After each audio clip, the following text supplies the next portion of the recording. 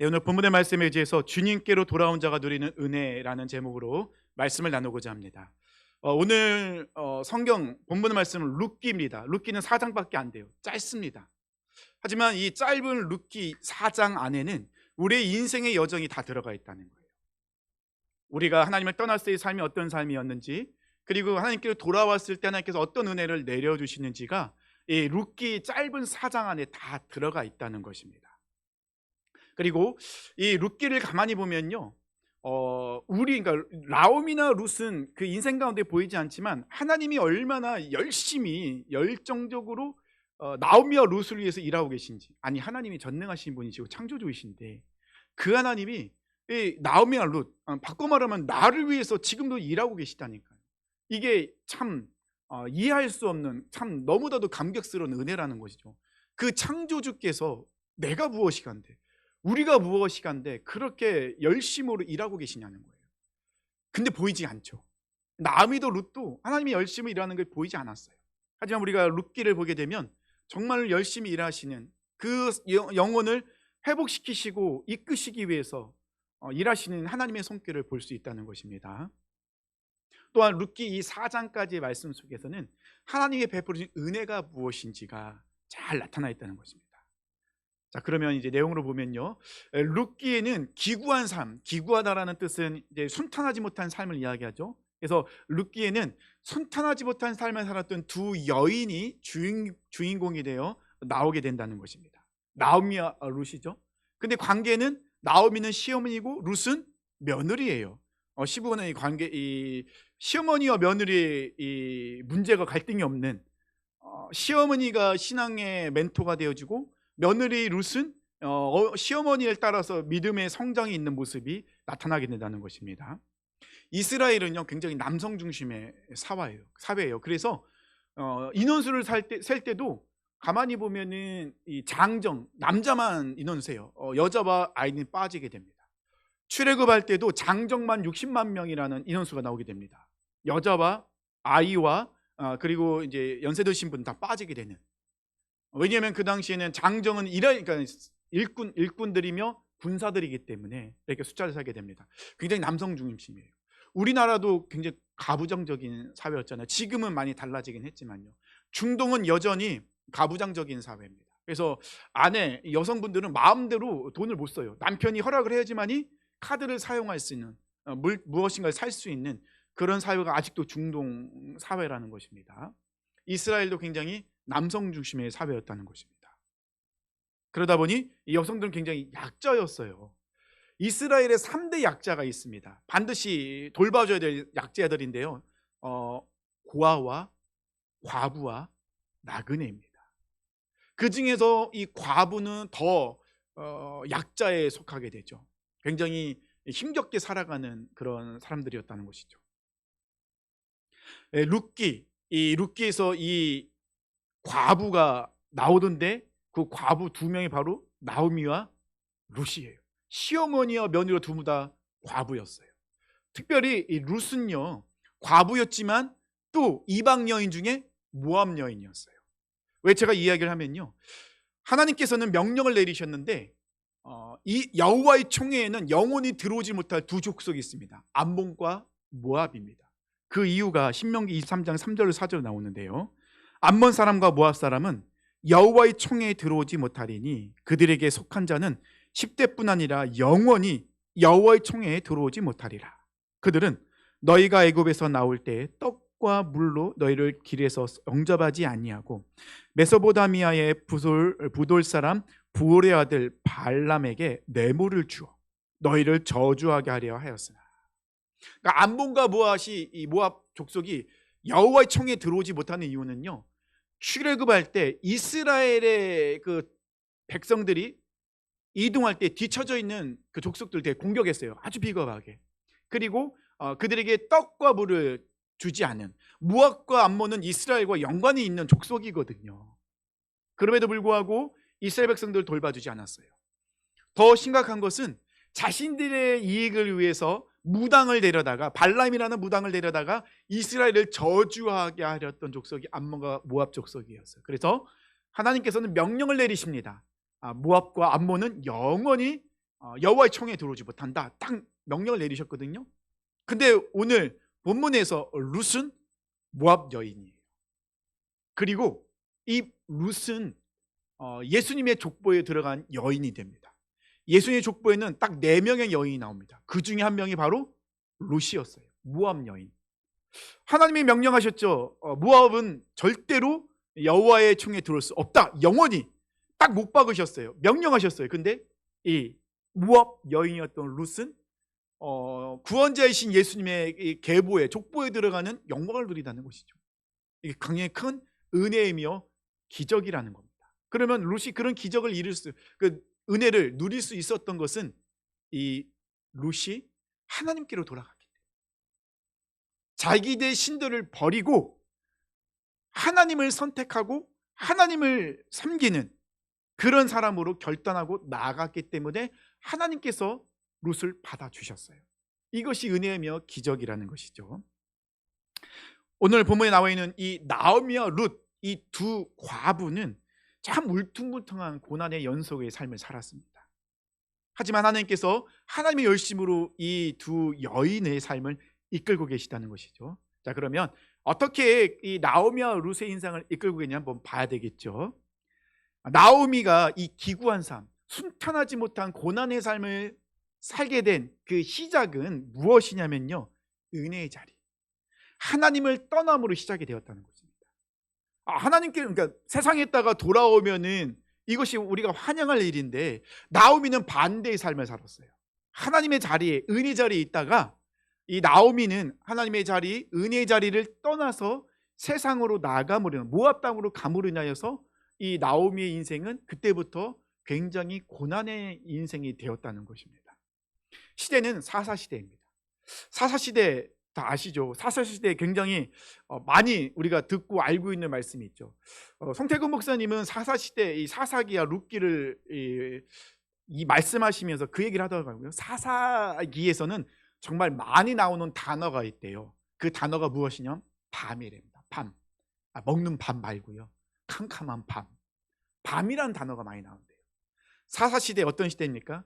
그때 왕이 없으므로 자기 소견에 오른 대로 행하더라. 하나님이 왕으로서 이스라엘을 다스리던 시대인데 이스라엘 백성들은 왕이신 하나님을 거부했어요. 그리고 자기가 왕이 되고 자기가 주인이 되어 자기의 소견에 오를 대로 행동하던 살아가던 시대가 바로 사사시대입니다. 그래서 이 사사시대를 보면요, 지금 우리가 21세기에 들어서면서 포스트 모더니즘 시대라고 이야기를 합니다. 그래서 자기가 좋을 대로 그게 정답이에요. 내가 생각하는 게 정답이라는 것입니다. 근데 사사시대가 그런 시대였어요. 내가 생각하는 것이 정답이에요. 하나님의 말씀, 하나님의 기준, 그게 아니라 내 생각, 내 기준이 정답인 시대가 사사시대였어요. 그래서 하나님께서는 사사시대에 이스라엘 백성들의 그 하나님을 떠나는 이스라엘 백성들을 향해서 진노하시고 징계도 내리세요. 오늘 본문에 보니까요, 이 베들레헴이라는 곳에 흉년이 들었습니다. 자, 사사시대인데요, 흉년이 들었다라고 하면 우리가 어떻게 유추할 수 있습니까? 하나님께서 이스라엘 백성들이 또 하나님을 떠남으로 인하여서 그들에게 징계를 내린, 고난을 주신 거예요. 어떤 고난입니까? 흉년이라는 고난을 주셨다는 것입니다. 이 고난이라는 것이 우리가 해석을 잘해야 돼요. 고난은요, 내가 잘못해서 당하는 고난이 있어요. 이렇게 사사시대처럼 하나님 떠남으로 당하는 고난도 있고요. 또 그 고난이 그것으로 다 끝나진 않습니다. 그 고난 중에는 하나님이 나를 훈련시키시기 위해서, 나를 믿음의 사람으로 성장시키기 위해 주시는 고난도 있어요. 그리고 내가 다른 것을 바라보고 있기 때문에 하나님만을 바라보라고 내리시는 고난도 있다는 것입니다. 그러니까 고난은 무조건 내가 잘못했기 때문에 받았다라고 이야기할 수가 없어요. 그러니까 고난이 왔을 때는요, 잘 해석해야 돼요. 고난이 우리에게 찾아왔을 때는요, 우리의 태도가 정말 바뀌어야 돼요. 이 사사시대에 흉년이라는 고난이 왔습니다. 그런데 이 나오미와 엘리멜렉은 이 고난을 잘못 해석을 했죠. 장소는요, 베들레헴입니다. 베들레헴 하면은 많이 아시죠? 베들레헴의 원어적 뜻이 무엇이죠? 떡집이에요, 떡집. 그리고 특히 이 베들레헴은요, 다윗이 낳고 자랐기 때문에 다윗의 동네로도 알려져 있고, 또 시편 기자는 여호와의 처소, 곧 야곱의 정릉자의 성막이 있는 곳, 메시아에 대한 예언이 있는 곳, 그리고 미가 선지자는 에브라다야 하면서, 저 땅은 에브라다야라고 하면서 이 베들레헴이 메시아가 태어날 것을 예언하고 있다는 것입니다. 실제적으로 이 베들레헴에서는 예수 그리스도가 태어나게 되시죠. 그러니까 이 베들레헴이라는 이 장소는 굉장히 작은 동네이긴 한데, 하지만 한 떡집이라는 뜻이 있고 하나님의 은혜와 하나님의 역사, 약속의 말씀이 있는 곳이 베들레헴입니다. 근데 베들레헴 사사시대에 떡집이라는 이 베들레헴에 떡이 사라졌어요. 흉년이 찾아왔습니다. 엄청 큰 고난이 그들한테 찾아왔다는 것이죠. 이때 나오미와 그의 가족들은 베들레헴을 떠나게 돼요. 나오미의 남편 이름은 엘리멜렉입니다. 엘리멜렉의 이름의 뜻은요, 하나님은 왕이시다라는 뜻이 있어요. 굉장히 아이러니하지 않습니까? 사사시대에 내가 왕이야, 내가 주인이야 라고 외치는 사사시대에 이 나오미의 남편 엘리멜렉은 이름이 불릴 때마다 어떻게 선포됩니까? 하나님은 왕이시다라는 것이 선포되고 있었어요. 그러니까 엘리멜렉의 이름은 굉장히 좋은 거죠. 그러니까 엘리멜렉이라는 이름을 지어졌다는 것은 이 사람이 그런 삶을 살길 원하는 마음으로 이름이 지어졌는데, 근데 문제는 무엇이냐면요, 떡집, 하나님의 은혜가 있고 하나님의 말씀하신 그 은혜의 장소인 베들레헴을 이 엘리멜렉, 하나님은 왕이시다라고 선포하는 엘리멜렉과 나오미가 그곳을 떠나게 돼요. 그것도 어디로 떠나게 됩니까? 모압 땅, 하나님을 대적하는 모압 땅으로 떠나게 되었다는 것입니다. 어찌 보면 엘리멜렉의 모습은 이 시대에 살아가는 그리스도인의 모습과도 많이 비슷한 것 같아요. 고난이 닥쳐왔을 때 우리는 항상 고백하잖아요. 하나님은 나의 왕이십니다, 하나님 나의 주인이십니다 라고 이렇게 우리 고백하는 그리스도인들이, 고난이 닥쳐왔을 때 하나님은 왕이십니다 라고 외치는 그리스도인들이 하나님의 은혜의 자리, 예배 자리, 기도의 자리를 떠나는 경우가 참 많아요. 아니, 하나님은 왕이시라고 외치는 사람들이 왜 고난이 왔을 때 그 자리를 떠날까? 왜 예배 자리, 은혜 자리, 기도 자리를 떠날까라고 이 말씀을 주면서 곰곰이 생각해 봤습니다. 왜 떠날까? 생각했을 때 저의 인생 가운데도 그런 모습이 있었으니 저의 인생을 한번 뒤돌아보면서 이 말씀을 대입하면서 생각해 봤는데, 떠오르는 게 뭐가 있냐면요, 현실적으로 바라볼 때 살려고 떠나더라고요.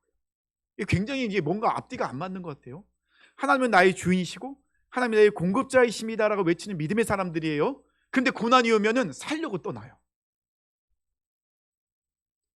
처음에는 믿음을 구사하죠.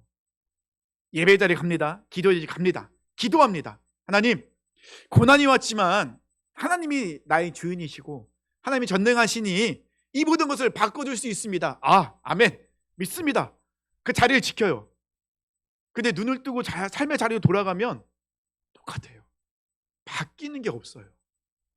뭔가 완전히 꼬여있는 실타래가 풀릴 만한 뭐는 실마리가 나에게 주어진다든지, 아니면 내가 묶여있는, 아니면 여러 가지 물질이나 아니면 진로에 대한 묶여있는 부분들이 좀 풀릴 만한 기미가 보인다든지, 나를 도와줄 만한 사람이 온다든지, 뭐는 이렇게 바뀌는 이 모습이 있어야지 우리가 또 신나서 열심히 기도할 거 아닙니까? 근데 아무리 기도해도 똑같아요. 바뀌는 게 없어요. 그럼 우리가 생각하죠. 하나님은 내 기도를 들어주신 게 맞나? 목사님들은 맨날 설교 시간 얘기하죠. 믿음을 그럴 때일수록 구사해야 됩니다. 그때는 떠나면 안 됩니다. 큰일 납니다. 막 맨날 외치죠. 그리고 이제 상담을 가면은 항상 똑같은 얘기하죠. 기도합시다. 기도에는 방법이 없습니다. 항상 똑같은 이런 상담을 한다는 겁니다. 그때는 또 그래, 내가 믿음을 구사해 다시 일어서야지, 기도해야지, 그런 마음을 가지고 다시 삶의 자리로 돌아왔는데 똑같아요. 이렇게 가만히 있다가는 굶어 죽게 생기는 거예요. 이렇게 가만히 있다가는 이 문제에 내가 짓눌려 죽게 생긴 거예요. 그래서 결정하는 게 뭐죠? 살려고 떠나요. 엘리멜렉과 모습이 똑같아요. 엘리멜렉, 하나님은 나의 왕이십니다 라는 그런 외침이 있는 엘리멜렉이지만, 엘리멜렉은 살기 위해서 베들레헴, 떡집, 하나님이 허락하신 그 믿음의 장소, 은혜의 장소, 그 기도의 자리를 떠나서 모압 땅으로 떠나게 되었다는 것입니다. 엘리멜렉이 믿음이 없어서 떠난 게 아니에요. 나중에 룻이요, 나오미에게 고백하는 게 있어요. 나오미가 이제 룻에게 너희 집으로 돌아가라. 남편도 죽었고 너에게 해준 게 아무것도 없다. 그러니까 넌 다시 너의 부모님 집으로 돌아가서 다시 새 출발하라 라고 했을 때 룻이 나오미에게 고백하는 이 내용이 있습니다. 뭐라고 고백합니까? 어머니의 백성이 나의 백성이고 어머니의 하나님이 나의 하나님입니다 라고 이렇게 룻이 고백을 하거든요. 그럼 룻이 이런 믿음을 가질 수 있었던 누굴 통해 이 믿음을 가졌다는 겁니까? 나오미를 통해 믿음을 가졌어요. 엘리멜렉과 나오미와 두 아들은 믿음이 없는 사람이 아니었어요. 믿음이 있는 사람들이었어요. 그런데 그들이 살기 위해서 하나님이 약속하신 그 땅, 은혜의 장소, 기도의 자리를 떠나서 모압 땅으로 움직이게 되었다는 것입니다. 흉년을 피해서 그들이 갔잖아요. 갔는데 엘리멜렉이 죽고 말아요. 남편이 죽었으니, 남편은 그 집안이 우상과 같은 존재잖아요. 모든 것을 막고 있고 또 보호하고 그런 우상과 같은 우상이 아니라 우상 같은 이 엘리멜렉이 죽었으니 나오미로서는 굉장히 후회도 되고 두렵고 또 원망과 이런 여러 가지 감정이 섞여 있었을 것 같아요. 그러면 엘리멜렉은 왜 죽었을까요? 혹시 엘리멜렉이 하나님의 은혜자를 떠났기 때문에 하나님이 징계를 내리셔서 엘리멜렉이 죽었을까요? 그렇게 이야기할 수는 없죠. 성경에는 분명히 나와 있지 않습니다. 근데 우리는 그렇게 많이 오해를 하고 생각을 하는 경우가 많다는 것입니다. 엘리멜렉이 왜 죽었는지는 알 수가 없어요. 근데 우리가 이 엘리멜렉의 죽음에서 알 수 있는 것이 하나가 있습니다. 뭐냐면 하나님께서 나오미에게 돌아오라는 첫 번째 사인이라는 거예요. 엘리멜렉이 죽었을 때 이것은 하나님께서 나오미에게 메시지를 주셨을 수도 있다는 거예요. 뭐라고요? 네가 있어야 될 곳은 그곳이 아니라는 거죠. 어디로 돌아오라는 거죠? 베들레헴, 약속의 장소로 하나님이 함께 하셨던 그 예배 자리로 돌아오라는 겁니다. 첫 번째 주신 사인인 것 같아요. 주신. 그때 이 나오미는 어떤 선택을 합니까? 그 사인을 듣고 돌아가야 되잖아요. 근데 나오미는 엉뚱한 선택을 해요. 어떤 선택을 하냐면 남편이 죽자 두 아들을 결혼시켜요. 저는 바둑을 전혀 둘 줄 모릅니다. 근데 바둑에서 나오는 용어는 몇 가지 알고 있어요. 그 중에서 무리수라는 단어는 잘 알고 있습니다. 나오미는요, 무리수를 둔 거예요. 무리수의 뜻은 무엇이냐면요, 보편적인 이치에 맞지 않거나 감당하기 어려운 생각 또는 행동을 비유적으로 말하는 거. 하나님께서 이 나오미에게 메시지를 주셨는데, 사인을 주셨는데, 나오미는 그 음성과 메시지를 듣기보다는 전혀 다른 무리수를 두고 있습니다. 어떤 무리수입니까? 두 아들을 결혼시키는 거예요. 자, 그래서 곰곰이 또 생각해 봤지 않습니까? 말씀을 준비하면서 정말 생각을 많이 하거든요. 그러면 왜 나오미가 왜 엉뚱하게 이런 무리수를 두었을까? 어찌 보면 이 나오미도 자기가 선택하는 이 결정이 잘못된 선택이라는 두려움이 있었을 것 같아요. 그런데 왜 나오미가 이런 무리수를 두었을까? 곰곰이 생각해봤다는 것이죠. 그리고 저희 인생과 또 이걸 한번 내 인생을 대비해 보면서 이것을 생각해 봤는데 세 가지가 떠올랐습니다. 첫 번째 뭐냐면요, 나오미가 이런 무리수를 두은 이유, 첫 번째는 하나님에 대한 이게 가장 크지 않았을까 싶어요. 좀 알기 쉽게 말씀드리면 영적 사춘기지 않았을까. 사춘기 때는요, 부모님이 아무리 충고를 해줘도 안 들어요. 부모님의 충고가 맞다는 걸 알지만 안 들어요. 그때는 왜 그런지 모르는데 그냥 반항을 하는 거죠. 청개구리잖아요. 하나님, 부모님 이거 하라면 반대로 해요. 하나님께서는 돌아오라 말씀하시는데 나오미는 반대 행동한다는 것이죠. 하나님 이렇게 나오시겠다면 제가 순종할 수 없습니다. 이러시면 안 되죠. 이런 원망의 마음이 가장 크지 않았을까라는 생각이 들어요. 저희가 하나님 완전히 떠난 거 아닙니다. 너무 힘들어서 잠깐 피해 있는 거예요. 아니 그런데 이럴 수 있는 겁니까?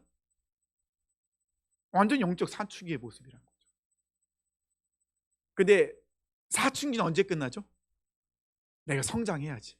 철이 들어야 끝난다는 것이죠. 사도 바울이 이야기합니다. 우리가 믿음의 장성한 분량에 이르도록 우리가 성장해야 된다 이야기. 그리스도의 장성한 분량에 이르도록 성장해야 된다 말씀하고 있거든요. 영적 성장을 이룰 때야 그때서야 비로소 하나님의 일하심이 보인다는 거예요. 이 영적 사춘기를 벗어날 수 있는, 내 그것을 이겨낼 수 있는 방법은요 하나밖에 없어요. 내가 십자가에 죽는 것밖에 없어요. 내가 죽지 않으면 언제든지 영적 사춘기는 올라옵니다. 언제든지 하나님의 원망과 반항은 올라온다는 것이죠. 두 번째는요, 다른 사람의 시선이에요. 나오미는 이 남편과 두 아들이 나왔어요.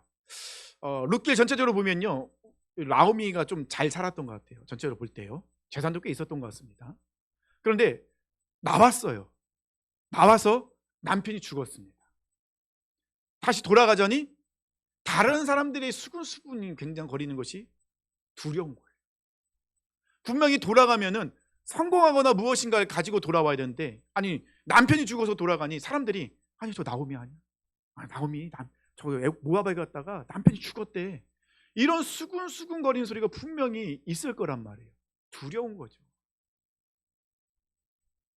모든 사람들이 다 수근수근 거리지는 않을 겁니다. 위로해 주는 사람도 있을 것이고 보듬어 주는 사람도 있을 것입니다. 그런데 신기한 거는요, 수근수근 거리는 소리가 보듬어 주는 소리보다 더 커요. 나에게 더 큰 영향력으로 다가와요. 더 무서워요. 더 두려워요. 그래서 우리가 하나님 앞으로 나아갈 때 방해되는 것들이 수근수근 거리는 소리예요. 이 다른 사람의 시선이 내가 무엇인가 결단할 때 방해하는 게 참 많아요. 결단하고 나가면 되는데 그렇게 돌아갔을 때 그거에 대해서 다른 사람이 나를 어떻게 평가할까, 판단할까, 이야기할까, 이것에 발목이 잡혀있는 경우가 너무 많다는 것입니다. 세 번째는요, 나오미에게는요 믿는 구석이 있었어요. 나오미에게 믿는 구석은 무엇입니까? 두 아들이에요. 비록 남편은 죽었지만 두 아들은 여전히 살아있거든요. 그래서 나오미는 무리수를 두죠. 어떤 무리수 두게 됩니까? 남편을 두 아들을 결혼시키는 거예요. 그런데 문제는 뭐냐면요, 이 두 아들을 결혼시키는데 결혼시킨 장소예요. 어디에서 결혼시킵니까? 모압 땅인 거예요. 모압은 하나님의 여호와의 총에 영원히 들어오지 못하는 족속들이거든요. 근데 내 사랑하는 아들을 결혼시키는데 어디에서 결혼시킵니까? 모압 땅에서. 그러면 며느리를 맞이할 때 어떤 사람을 맞이해야 돼요? 모압 여인을 맞이하게 돼야 된다는 거죠. 내가 한번 무리수를 두기 시작하면요, 이 무리수 때문에 또 다른 무리수를 둬야 돼요. 우리가 영적인 이 무리수를 생각할 때 어떤 게 있겠습니까? 하나님 빠진 결정, 나의 이익과 유익을 위한 결정은 무리수가 되더라고요. 그런데 이 무리수를 한번 두기 시작하면요, 이것을 회복시키기 위한 또 다른 무리수를 두게 돼요. 내가 한번 하나님 빠진 결정을 내리고 내가 살고자, 내가 가진 것을 지키고자 무리수를 두면요, 또다시 그 무리수 때문에 또 다른 무리수를 주게 되는 상황이 계속해서 반복해서 일어나게 돼요. 이것이 큰 함정이며 올무더라고요. 이때가 주님께 돌아갈 기회인데 이 기회를 놓치게 되면 나는 저 깊은 동굴 속에 빠지게 돼요. 동굴은요 아주 깊지만 막혀 있어요. 탈출구가 없습니다. 그런데 그런 무리수를 계속 두다 보면 나는 저 더 깊은 동굴로 빠져들어갈 수밖에 없더라고요. 결국 두 아들도 죽게 됩니다. 10년을 모압 땅에 살게 되는데 이 10년이라는 시간이 이 나오미에게는 얼마나 고통스럽고 힘든 시간이었을까요? 엄청난 갈등과 후회, 그리고 결단과 또다시 무너진 원망, 이런 감정들이 얼마나 이 나오미의 마음을 요동치겠습니까? 만약에 우리가 나오미의 입장이 되었다고 생각해 보십시오. 나오미가 모압 땅으로 갔습니다. 남편이 죽었습니다. 나오미가 혹시 후회하지 않았을까요? 내가 남편이 모압으로 가자고 할 때 말렸습니다. 내 남편이 죽지 않았을 때, 내 남편이 죽었을 때 그때 바로 내가 베들레헴으로 돌아갔다면 내 두 아들도 죽지 않았을 때. 이런 후회가 얼마나 나오미를 힘들게 했을까요? 내가 그때 이런 결정을 안 했어요. 내가 그때 이 무리수를 두지 않았다면, 하나님이 나에게 말씀하시는 그 음성을 들었다면, 내가 돌이켰다면, 나는 지금 이런 인생을 살고 있지 않을 텐데. 이런 후회를 얼마나 많이 할까요? 그런데 이런 후회를 하면 끝나면 아무 소용이 없다. 우리는 후회를 하는 사람들이 아니잖아요. 우리는 돌이키는 사람들입니다. 나오미는 끝까지 이를 악물고 버텼을 것 같아요. 여기까지 왔는데 그래도 무엇인가를 내가 버텨야 되겠다라는, 이를 악물고 버티는데 버티면 버틸수록 그에게 찾아오는 건 더 많은 후회와 고통과 아픔뿐이었다는 것이죠. 그런데 이럴 때 나오미에게 한 가지 소식이 들려와요. 룻기 1장 6절에 보니까요, 그 여인이 모압 지방에서 여호와께서 자기 백성을 돌보시사 그들에게 양식을 주셨다함을 듣고 이에 두 며느리와 함께 일어나 모압 지방에서 돌아오려 하여. 나오미에게 들리는 소식이 있었습니다. 어떤 소식입니까? 이 베들레헴이란 이 내가 떠나온 그 하나님의 집, 은혜의 그 곳에 하나님께서 양식을 주셨대요. 양식을 주셨다는 건 뭐죠? 하나님이 그곳에 은혜를 내려주셨다는 거예요. 나오미는 그 소식을 듣고 그때서야 이제 결단을 내리게 됩니다. 뭐라고요? 내가 있어야 될 곳은 이곳이 아니라 베들레헴. 내가 가야 될 곳은 이곳이 아니라 하나님의 은혜가 있는 곳. 예배 자리, 기도의 자리, 은혜 자리. 내가 그 자리를, 그곳을 지켜야 되는구나. 그때서야 이제 깨닫게 됩니다. 예레미야 29장 11절 13절 말씀 보면요, 여호와의 말씀이니라. 너희를 향한 나의 생각은 내가 아나니 평안이요 재앙이 아니니라. 너희에게 미래와 희망을 주는 것이니라. 너희가 내게 부르짖으면 내게 와서 기도하면 내가 너희들의 기도를 들을 것이요 너희가 온 마음으로 나를 구하면 나를 찾을 것이요 나를 만나리라. 예레미야 선지자가 이야기한 건 뭐죠? 하나님의, 우리를 향한 하나님의 마음이라는 거예요. 하나님은 우리를 향해 어떤 마음을 갖고 있다고요? 재앙과 심판이 아니라는 거예요. 치유와 회복이라는 거예요. 우리와 함께하고 싶은 마음이 하나님의 마음이라는 것입니다. 근데 지금 나오미는 떠났잖아요. 하나님은 나오미가 떠난 그 자리에 여전히 그곳에서 나오미를 기다리고 계시죠. 천국과 지옥은요, 우리가 죽어야만 갈 수 있는 곳이 아닙니다. 우리는 이 세상도 천국과 지옥을 경험해요. 지옥은 어떤 것입니까? 아무리 좋아 보인다 할지라도 하나님이 함께 하시지 않으면, 그러면 그곳은 지옥이에요. 왜냐하면 하나님의 은혜와 사랑과 긍휼이 없습니다. 그것은 지옥일 뿐입니다. 천국은요, 내가 아무리 고통 중에 있더라도 하나님이 나와 함께 하시며 하나님이 나에게 주신 은혜와 사랑과 긍휼하심이 있기 때문에 그곳은 바로 천국, 그 어디나 하늘나라가 된다는 것이죠. 주 예수와 동행하기 때문에. 예레미야는 이 말씀하고 계시고 나오미의 인생 가운데서 그것을 분명히 우리에게 말씀하고 계시다는 것입니다. 자, 이제 이 나오미는 결단합니다. 어디로 돌아가기요? 베들레헴으로 돌아가려고 합니다. 자, 베들레헴으로 돌아가면 그에게 방해하는 것들이 세 가지 있었잖아요. 하나님에 대한 원망, 다른 사람들의 시선, 내가 의지하고 있었던 거, 이런 것들을 내려놔야 되거든요. 이제는 이 나오미가 베들레헴으로 돌아간다는 것은요, 나오미에게는 정말 어려운 결단이어야 돼요. 그래서 이것을 우리가 무엇이라 얘기하냐? 그럼 나오미가 죽어야지만이 베들레헴으로 돌아갈 수 있는 거예요. 베들레헴으로 돌아간다고 해서 나오미의 장밋빛 인생이 보장되는 게 아니에요.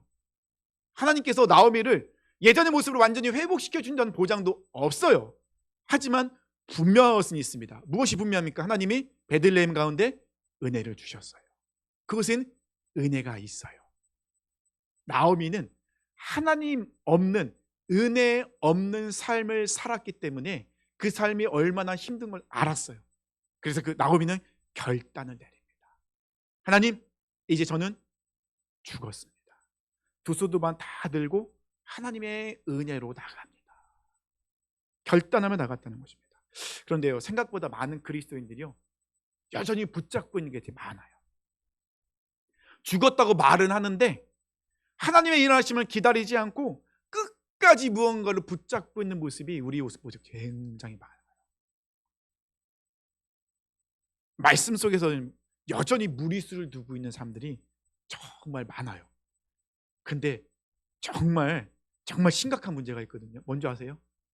내가 무리수를 두고 있는데 내가 무리수를 두고 있는지 몰라요. 내가 선택한 것이, 내가 결정한 것이 무리수라는 걸 몰라요. 내 자신은요. 알질 못해요. 이게 정말 큰 문제거든요. 알려주면요, 아니 내 상황을 대보지도 않았으면서 함부로 이야기하지 말래요. 무엇인가 충고해 주지 않아요. 그러면 받아들이지 않아요. 왜 안 받아들일까요? 여전히 자존심을 붙잡고 있거든요. 목사님들이 참 그런 걸 많이 해요. 사모님들이 뭔가 이렇게 얘기해 주면요, 당신이 설교해봐 그러면 이런 식으로 당신이 목회해봐 이런 식으로 얘기를 많이 한다는 거예요.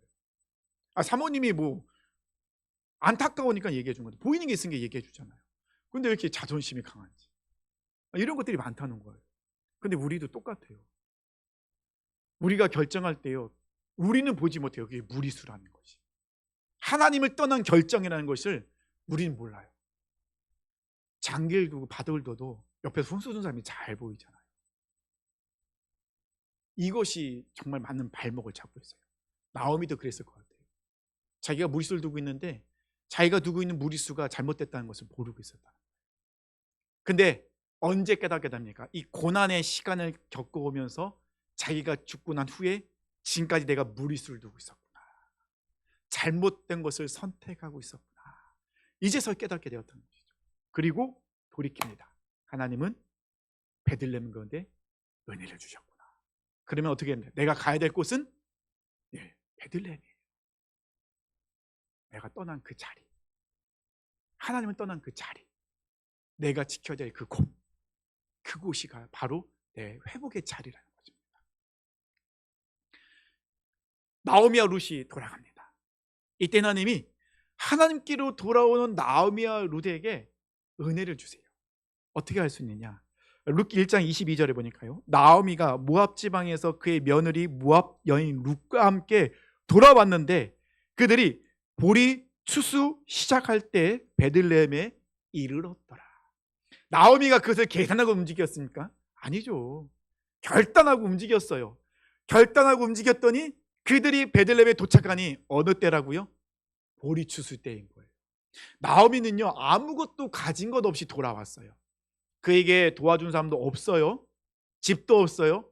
아무것도 없어요. 그러면 나오미와 룻은 과부잖아요. 굶어 죽을 수밖에 없는데, 근데 그때가 어떤 때라고요? 보리 추수 때인 거예요. 유대인들은 보리 추수할 때 이삭을 완전히 거두지 않습니다. 고아와 과부와 나그네를 위해서 남겨둡니다. 그들이 살아갈 수 있도록. 나오미와 룻이 베들레헴에 도착하는 때 보리 추수 때입니다. 바꿔 얘기하면 그들이 살아갈 기회가 주어진 거예요. 우리가 결단하고 돌아가면 하나님은 벌써 일하고 계시는 거예요. 대신 우리 눈에 보이지 않죠. 하나님은 하나님께 돌아온 나오미에게 큰 선물을 주십니다. 오늘 본문 4장 17절 말씀이죠. 그의 이웃 여인들이 그에게 이름을 지어주되 나오미에게 아들이 태어났다 하여. 지금 아들을 낳은 사람은 우리가 본문 읽어봤잖아요. 누가 아들을 낳았죠? 룻이 낳았어요. 근데 그 주변의 모든 여인들이 룻이 아들을 낳았는데 누가 아들을 낳았다고 이야기하고 있다요? 나오미가 아들을 낳았다라고 이야기하고 있다는 겁니다. 나오미는요, 베들레헴에 돌아가서 사람들에게 이야기합니다. 하나님께 나를 치셨으므로 나를 나오미라고 부르지 마세요. 나오미의 이름의 뜻은 무엇이냐면 나의 기쁨, 아름다움이라는 뜻이에요. 나를 나오미라고 부르지 말고 나의 이름을 마라라고 불러주세요. 마라는 무슨 뜻입니까? 괴로움, 쓴, 이런 뜻이 있다는 것입니다. 나오미 스스로 고백합니다. 하나님 떠난 나의 인생은 나오미, 기쁨과 아름다움이 아니었어요. 하나님 떠난 나의 인생은 마라의 인생이었습니다. 쓴 고통의 시간일 뿐이었습니다. 이것을 고백하고 돌아왔을 때 하나님께서는 나오미에게 아들이라는 선물을 주셨죠. 물론 말씀에는 양육자 그리고 이스라엘 전통에 의해서 이 알리멜렉의 계보가 이어졌다는 것을 이야기하기도 하겠지만 나오미에게 가장 큰 상처, 상실감, 아픔, 어려움은 아들이었어요. 남편이 죽고 두 아들이 죽었거든요. 이 아들이라는 것은 나오미에게 하나님 주신 희망, 소망이었다는 것입니다. 근데 나오미에게 아들은 누구만 주실 수 있어요?